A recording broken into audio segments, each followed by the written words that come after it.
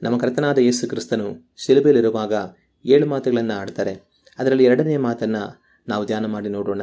ಲೂಕನು ಬರೆದ ಸುವಾರ್ತೆ 23ನೇ ಅಧ್ಯಾಯ 43ನೇ ವಾಕ್ಯವನ್ನು ನಾವು ಓದಿ ನೋಡುವಾಗ ನಮ್ಮ ಕರ್ತನಾದ ಯೇಸು ಕ್ರಿಸ್ತನ ಆಡುವಂಥ 2ನೇ ಮಾತು ಅಲ್ಲಿ ಬರೆಯಲ್ಪಟ್ಟಿದೆ.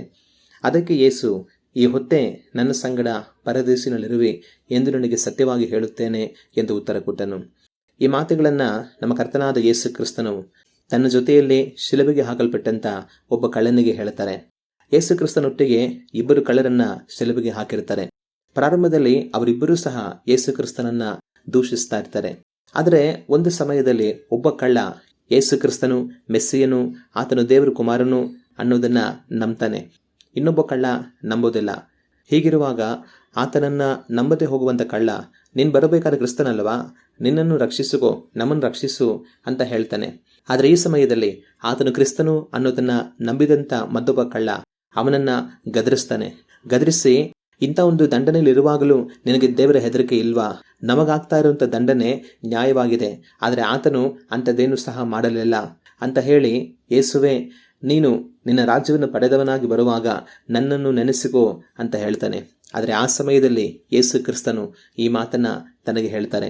ಈ ಹೊತ್ತೇ ನನ್ನ ಸಂಗಡ ಪರದೇಶಿನಲ್ಲಿ ಇರುವಿ ಅಂತ ಹೇಳ್ತಾರೆ. ಇದರಿಂದ ನಮಗೇನು ತಿಳಿದು ಬರುತ್ತೆ? ಅಂದರೆ ನಮ್ಮ ಕರ್ತನಾದ ಯೇಸು ಕ್ರಿಸ್ತನಲ್ಲಿ ನಾವು ವಿಶ್ವಾಸವಿಡುವಾಗ ನಮಗೆ ಆತನ ಮೂಲಕವಾಗಿ ಪರಲೋಕ ರಾಜ್ಯವಿದೆ. ನಾವು ಆತನ ಮೂಲಕವಾಗಿ ದೇವರ ರಾಜ್ಯವನ್ನು ಸೇರಿ ದೇವರೊಟ್ಟಿಗೆ ಸದಾಕಾಲ ಜೀವಿಸುವಂತ ಒಂದು ಅವಕಾಶವಿದೆ ಅನ್ನುವಂಥದ್ದು ನಮಗೆ ಅರ್ಥವಾಗುತ್ತೆ. ಆ ಕಳ್ಳನು ಯೇಸು ಕ್ರಿಸ್ತನಲ್ಲಿ ವಿಶ್ವಾಸವಿಟ್ಟು, ನೀನು ನಿನ್ನ ರಾಜ್ಯವನ್ನು ಪಡೆದವನಾಗಿ ಬರುವಾಗ ನನ್ನನ್ನು ನೆನೆಸಿಕೋ ಅಂತ ಹೇಳ್ತಾನೆ. ಯೇಸು ಕ್ರಿಸ್ತನು ತನಗೆ ಹೇಳ ಮಾತು, ಈ ಹೊತ್ತೇ ನನ್ನ ಸಂಗಡ ಪರದೇಶಿನಲ್ಲಿರುವೆ ಎಂಬುದಾಗಿ. ಯೇಸು ಕ್ರಿಸ್ತನಲ್ಲಿ ವಿಶ್ವಾಸ ಇಟ್ಟು ಜೀವಿಸುವಂತಹ ನಮಗೆ ಪರಲೋಕ ರಾಜ್ಯವಿದೆ. ನಾವು ದೇವರ ರಾಜ್ಯವನ್ನು ಸೇರಿ ದೇವರೊಟ್ಟಿಗೆ ಸದಾಕಾಲವು ಜೀವಿಸ್ತೇವೆ. ಪ್ರಾರಂಭದಲ್ಲಿ ಆ 2 ಕಳ್ಳರು ಯೇಸು ಕ್ರಿಸ್ತನನ್ನು ದೂಷಿಸ್ತಾ ಇದ್ರು. ಆದರೆ ಒಂದು ಸಮಯದಲ್ಲಿ ಒಬ್ಬ ಕಳ್ಳ ಆತನು ದೇವರ ಕುಮಾರನು, ಮೆಸ್ಸಿಯನು ಅನ್ನೋದನ್ನು ಅರ್ಥ ಮಾಡಿಕೊಂಡು ಆತನಲ್ಲಿ ವಿಶ್ವಾಸ ಇಡ್ತಾನೆ. ನಂತರ ನಿನ್ನ ಪರದೇಶನೇ ಸೇರುವಿ ಎನ್ನುವಂಥ ವಾಗ್ದಾನವನ್ನು ಯೇಸು ಕ್ರಿಸ್ತನಿಂದ ಪಡೆದುಕೊಳ್ಳುತ್ತಾನೆ. ಒಂದು ವೇಳೆ ಈ ದಿವಸ ಈ ವಾಕ್ಯವನ್ನು ಕೇಳ್ತಾ ಇರುವಂಥ ನೀವು ಇದುವರೆಗೂ ಯೇಸು ಕ್ರಿಸ್ತನನ್ನು ದೂಷಿಸುವಂಥವರಾಗಿರಬಹುದು, ಆತನನ್ನು ವಿರೋಧಿಸುವಂಥವರಾಗಿರಬಹುದು, ಆತನಲ್ಲಿ ನಂಬಿಕೆ ಇಡದವರುಗಳಾಗಿರಬಹುದು. ಆದರೆ ಯಾವ ರೀತಿ ಆ ಕಳ್ಳ ಪ್ರಾರಂಭದಲ್ಲಿ ದೂಷಿಸುವವನಾಗಿದ್ದರೂ ಸಹ ನಂತರ ವಿಶ್ವಾಸಕ್ಕೆ ಬಂದನು, ಅದೇ ರೀತಿಯಾಗಿ ನೀವು ಯೇಸು ಕ್ರಿಸ್ತನಲ್ಲಿ ಇವತ್ತು ನಂಬಿಕೆ ಇಡುವುದಾದರೆ ಆತನ ಮೂಲಕವಾಗಿ ನಿಮಗೆ ಪರಲೋಕ ರಾಜ್ಯ ಸಿಗುತ್ತೆ. ಇದುವರೆಗೂ ನೀವು ಆತನನ್ನು ಎಷ್ಟೇ ದೂಷಿಸಿರಬಹುದು, ಎಷ್ಟೇ ನಿಂದಿಸಿರಬಹುದು, ಎಷ್ಟೇ ವಿರೋಧಿಸಿರಬಹುದು, ಆದರೆ ಅವೆಲ್ಲವೂ ಸಹ ಕ್ಷಮಿಸಲ್ಪಡುತ್ತೆ. ನಿಮಗೆ ಪರಲೋಕ ರಾಜ್ಯ ಆತನ ಮೂಲಕವಾಗಿ ಸಿಗುತ್ತೆ. ಅದೇ ರೀತಿಯಾಗಿ ಯೇಸು ಕ್ರಿಸ್ತನಲ್ಲಿ ವಿಶ್ವಾಸವಿಟ್ಟು ದೇವರಿಗೆ ಒಪ್ಪಿಸಿಕೊಟ್ಟು ಜೀವಿಸುತ್ತಾ ಇರುವಂಥ ನನಗೆ ನಿಮಗೆ ಒಂದು ಭರವಸೆವಿದೆ. ಅದು ನಾವು ಯೇಸು ಕ್ರಿಸ್ತನ ಮೂಲಕವಾಗಿ ದೇವರ ರಾಜ್ಯವನ್ನು ಸೇರಿ ದೇವರೊಟ್ಟಿಗೆ ಸದಾಕಾಲವು ಜೀವಿಸುತ್ತೇವೆ. ಪರಲೋಕ ನರಕ ಅನ್ನೋದು ನಿಜ. ಅನೇಕರು ಪರಲೋಕ ಎಲ್ಲ ಇಲ್ಲ, ನರಕ ಎಲ್ಲ ಇಲ್ಲ, ಈ ಲೋಕದಲ್ಲಿ ಸಂತೋಷವಾಗಿ ಬದುಕಿದ್ರೆ ಅದೇ ಪರಲೋಕ, ಈ ಲೋಕದಲ್ಲಿ ಕಷ್ಟದಲ್ಲಿ ಬದುಕಿದ್ರೆ ಅದೇ ನರಕ ಅಂತ ಅಂದ್ಕೊಳ್ತಾರೆ. ಆದರೆ ಬೈಬಲ್ ಸ್ಪಷ್ಟವಾಗಿ ಹೇಳುತ್ತೆ, ಮರಣದ ನಂತರ ಪರಲೋಕ ನರಕ ಸತ್ಯ. ಯಾರು ಪಾಪದಲ್ಲಿ ಬದುಕ್ತಾ ದುಷ್ಟರಾಗಿ, ಭ್ರಷ್ಟರಾಗಿ, ಅಕ್ರಮ ಮಾಡುವಂಥವರಾಗಿ, ಅನೀತಿಯಿಂದ ಅಸಹ್ಯ ಕಾರ್ಯಗಳನ್ನು ಮಾಡುತ್ತಾ, ದೇವರ ಭಯವಿಲ್ಲದೆ, ದೇವರ ಆಜ್ಞೆಗಳನ್ನು ಕೈಗೊಳ್ಳದೆ, ದೇವರಿಗೆ ತಮ್ಮನ್ನು ಒಪ್ಪಿಸಿಕೊಡದೆ, ಮನಸ್ಸು ಇಚ್ಛಾನುಸಾರವಾಗಿ ಬದುಕುತ್ತಾ ಪಾಪದಲ್ಲಿ ಹೋಗ್ತಾರೋ ಅಂಥವರು ಮರಣದ ನಂತರ ದೇವರ ಕೋಪಕ್ಕೆ ಗುರಿಯಾಗಿ ಅಗ್ನಿ ನರಕಕ್ಕೆ ಒಳಗಾಗ್ತಾರೆ ಅಂತ ಹೇಳಿ.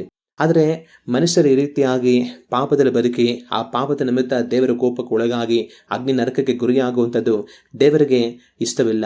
ಆದ್ದರಿಂದಾಗಿ ಮನುಷ್ಯರ ಪಾಪಗಳಿಗೆ ಕ್ಷಮಿಸಲ್ಪಟ್ಟು ತಮ್ಮ ಪಾಪಗಳಿಂದ ತಮಗೆ ಬಿಡುಗಡೆಯಾಗಿ ತಾವು ದೇವರ ಕೃಪೆಗೆ ಪಾತ್ರರಾಗಿ ದೇವರ ರಾಜ್ಯವನ್ನು ಸೇರಿ ದೇವರೊಟ್ಟಿಗೆ ಜೀವಿಸುವಂತ ಒಂದು ಅವಕಾಶ ಉಂಟಾಗಬೇಕಂತ ಹೇಳಿ ದೇವರು ತನ್ನ ಒಬ್ಬನೇ ಕುಮಾರನನ್ನ ಯೇಸುವಿನ ಹೆಸರಿನಲ್ಲಿ ಈ ಲೋಕಕ್ಕೆ ಕಳುಹಿಸಿಕೊಟ್ರು.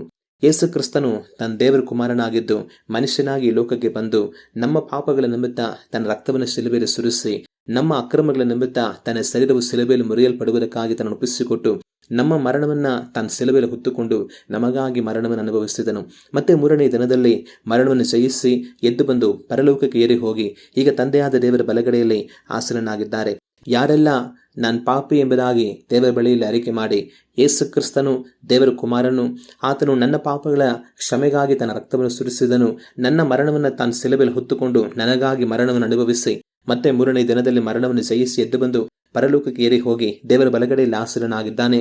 ಆತನ ಮೂಲಕ ನನ್ನ ಪಾಪಗಳು ಕ್ಷಮಿಸಲ್ಪಟ್ಟು ನನಗೆ ರಕ್ಷಣೆ ಉಂಟಾಗಿ ನಾನು ದೇವರ ರಾಜ್ಯವನ್ನು ಸೇರಿ ದೇವರೊಟ್ಟಿಗೆ ಜೀವಿಸುವಂತ ಒಂದು ಅವಕಾಶ ನನಗುಂಟಾಗುತ್ತದೆ ಎನ್ನುವುದನ್ನು ನಂಬಿ ದೇವರ ಬಳಿಯಲ್ಲಿ ತನ್ನ ಪಾಪಗಳನ್ನು ಅರಿಕೆ ಮಾಡುವಾಗ ಯೇಸು ಕ್ರಿಸ್ತನ ರಕ್ತವು ಅವರ ಪಾಪಗಳನ್ನೆಲ್ಲ ತೊಳೆದು ತಮ್ಮನ್ನು ಶುದ್ಧೀಕರಿಸಿ ತಮ್ಮ ಪಾಪಗಳನ್ನು ಪರಿಹರಿಸುತ್ತೆ.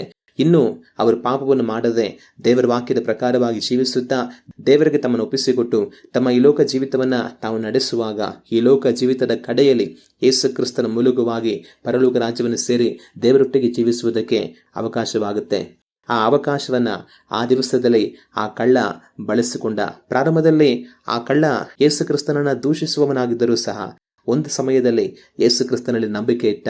ಕಟ್ಟ ಕಡೆಯಲ್ಲಿ ಯೇಸು ಕ್ರಿಸ್ತನಿಂದ ಈ ಹೊತ್ತೆ ನನ್ನ ಸಂಗಡ ಪರದೇಶಿನಲ್ಲಿರುವಿ ಎಂಬುದಾಗಿ ವಾಗ್ದಾನವನ್ನ ಪಡೆದುಕೊಂಡ. ನಾನು ನೀವು ಆ ಕಳ್ಳನಂತೆ ಯೇಸು ಕ್ರಿಸ್ತನಲ್ಲಿ ಇವತ್ತು ವಿಶ್ವಾಸ ಇಡುವಾಗ ಆತನ ಮೂಲಕ ನಾವು ಪರಲೋಕ ರಾಜ್ಯವನ್ನು ಸೇರುವುದಕ್ಕೆ ನಮಗೆ ಅವಕಾಶವಾಗುತ್ತದೆ.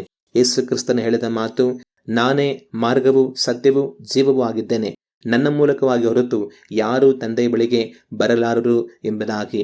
ಯೇಸು ಕ್ರಿಸ್ತನೇ ಮನುಷ್ಯರಿಗೆ ಮಾರ್ಗವೂ ಸತ್ಯವೂ ಜೀವವೂ ಆಗಿದ್ದಾನೆ. ಆತನ ಮೂಲಕವಾಗಿ ಹೊರತು ಯಾರೂ ತಂದೆಯ ಬಳಿಗೆ ಸೇರುವುದಕ್ಕೆ ಅವಕಾಶವಿಲ್ಲ. ಆತನ ಮೂಲಕವಾಗಿ ಹೊರತು ಯಾರೂ ದೇವರ ರಾಜ್ಯವನ್ನು ಸೇರುವುದಕ್ಕೆ ಅವಕಾಶವಿಲ್ಲ. ಆತನನ್ನು ಮಾತ್ರವೇ ಮನುಷ್ಯರಿಗೆ ಮಾರ್ಗ. ಆತನಲ್ಲಿ ನಾವು ವಿಶ್ವಾಸ ಇಡುವಾಗ ಆತನ ಮೂಲಕ ನಮಗೆ ಪರಲೋಕ ರಾಜ್ಯವು ನಿತ್ಯ ಜೀವವು ದೇವರೊಟ್ಟಿಗೆ ಜೀವಿಸುವಂಥ ಅವಕಾಶವು ಉಂಟಾಗುತ್ತೆ. ಇವತ್ತು ಆ ಕಳ್ಳನಂತೆ ನಾವು ನಮ್ಮ ಪಾಪಗಳಿಂದ ಮನತಿರುಗಿ ದೇವರಿಗೆ ಭಯಪಟ್ಟು ಯೇಸು ಕ್ರಿಸ್ತನಲ್ಲಿ ವಿಶ್ವಾಸವಿಟ್ಟು ನಮ್ಮನ್ನು ಆತನ ಮೂಲಕವಾಗಿ ದೇವರಿಗೆ ಒಪ್ಪಿಸಿಕೊಟ್ಟು ಜೀವಿಸೋಣ. ಒಂದು ದಿವಸ ಆತನ ಮೂಲಕ ನಾವು ಪರದೇಶನ್ನ ಸೇರುತ್ತೇವೆ.